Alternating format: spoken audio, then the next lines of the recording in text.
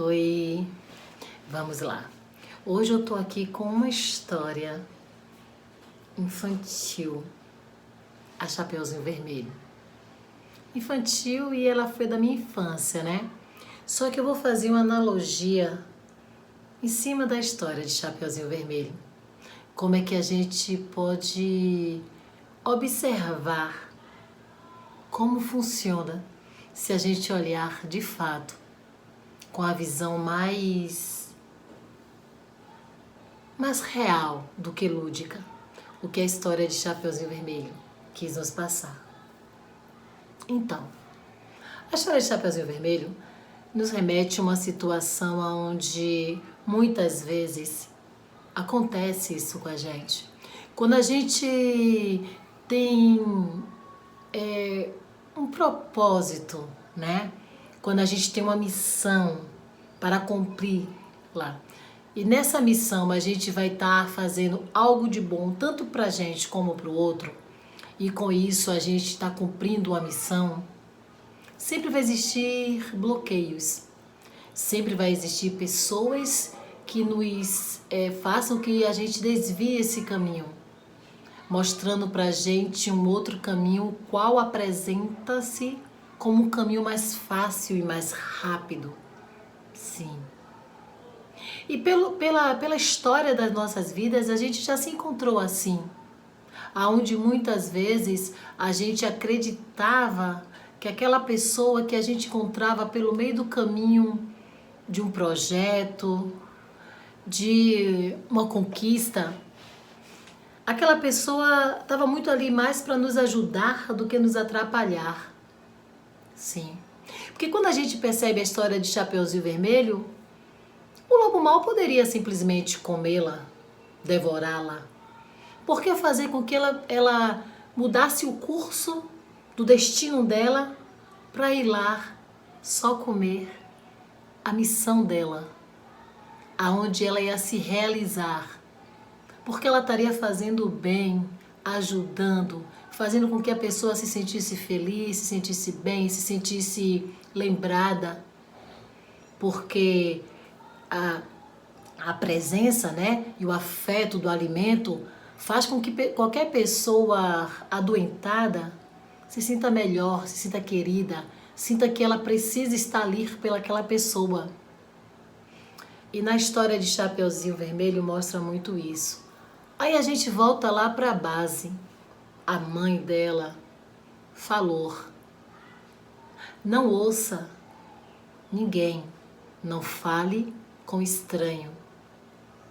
Veja o caminho qual eu estou falando para você percorrer e não desvie. Mas ela não. Na história de Chapeuzinho Vermelho também, a gente pode ver aí dentro um coração bondoso. Quando a gente tem um coração que nele não habita o mal, a gente não vai acreditar que alguém está nos ajudando para nos fazer mal. Nunca. A gente acredita que aquela pessoa está nos ajudando por querer nos ajudar, por querer fazer com que a gente consiga atingir o nosso objetivo, porque era isso que ela estava fazendo, indo fazer quando ela foi visitar a avó e levar alguns alimentos para a avó. Então é dessa forma que a gente tem que olhar muitas pessoas quando atravessam o nosso caminho, pedindo para a gente ir por cá e não por lá, porque ela quer chegar primeiro ao nosso objetivo. Mas não é para fazer o que a gente ia fazer, não. É para impedir da gente fazer aquilo. E não seria ali para atrapalhar o que iríamos fazer, mas sim para permitir que a gente não faça, que a gente não conclua. Porque a partir do momento que o lobo vai comer a avó, ele vai fazer com que Chapeuzinho não entregue o que ela iria entregar, que era o afeto, o amor para aquela pessoa. Então, assim, muitas vezes tem pessoas que aparecem nas nossas vidas parecendo que está querendo nos ajudar, muitas vezes está querendo matar nossos sonhos. Mas aí é onde está a nossa culpa também. A teimosia, o não ouvir, a intuição, o não ouvir a orientação de quem de fato está conosco, de quem de fato nos quer bem. A gente acredita que ali aquelas pessoas ali estão falando por falar, mas não porque está nos prevenindo de algo. E sim, pode até ser. A gente precisa experimentar, a gente precisa passar por algumas coisas para poder ter experiências, para poder evoluir. Mas a história Chapeuzinho Vermelho fala muito sobre isso, sobre ter muito cuidado, olhar bem. Quem é essa pessoa que está querendo me dar essa ajuda?